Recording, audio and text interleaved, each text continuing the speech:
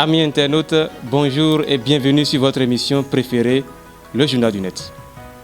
Candide Armand Marie Azanaï célèbre sa 7e année de tentative de son enlèvement sous le régime de celui-là même qu'il a contribué à amener au pouvoir en 2006. L'homme a tenu à marquer ce jour.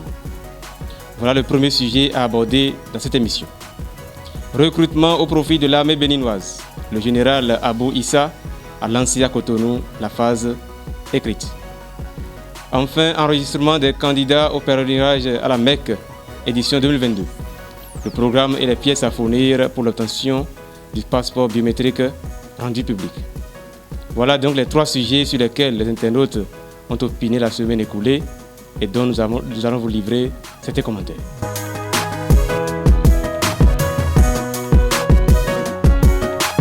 À nouveau, bonjour. 4 mai 2015, 4 mai 2022. 7 ans déjà que Candide Azanaï, l'une des figures emblématiques de la classe politique béninoise, a failli être enlevé sous le régime défunt, dont il a pourtant été un artisan de premières heures quant à son avènement. L'homme a tenu à marquer ce jour en adressant au peuple béninois un message. Nous avons accordé notre pardon aux commanditaires et à toutes les inconsciences acolytes de cette triste crapulerie politique, mais jamais nous ne devons oublier, a-t-il laissé lire. Les réactions des internautes ont été très vives quant à son adresse. Le premier internaute écrit « C'est inoubliable, le peuple est fier pour votre reconnaissance ».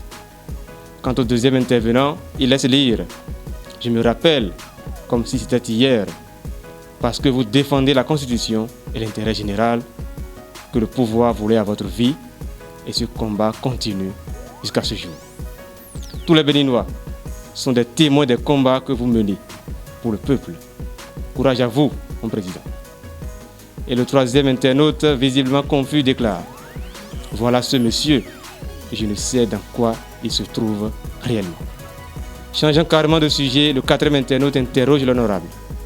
Il écrit « Honorable Candide Azanaï, si vous le permettez, quelle est votre position par rapport aux élections prochaines ?»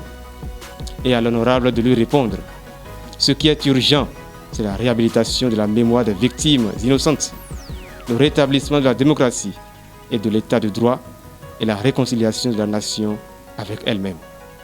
Évoquer les législatives annoncées pour 2023 comme solution à la délicatante situation de crise et d'impasse politique en cours, c'est faire preuve de mauvaise foi et de courte vue. » Abordons à présent le deuxième sujet de cette émission.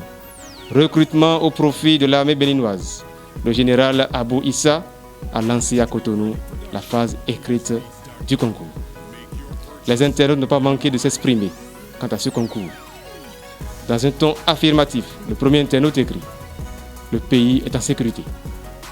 Le second internaute, plutôt pessimiste, écrit « Après, nous allons entendre qu'il y a attaque terroriste et 5 militaires tués par-ci, par-là.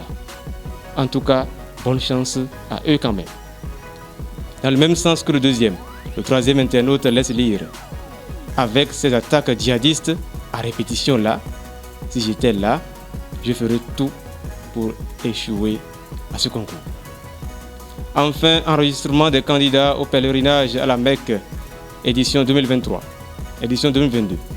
Le programme et les pièces à fournir pour l'obtention du passeport biométrique rendu public.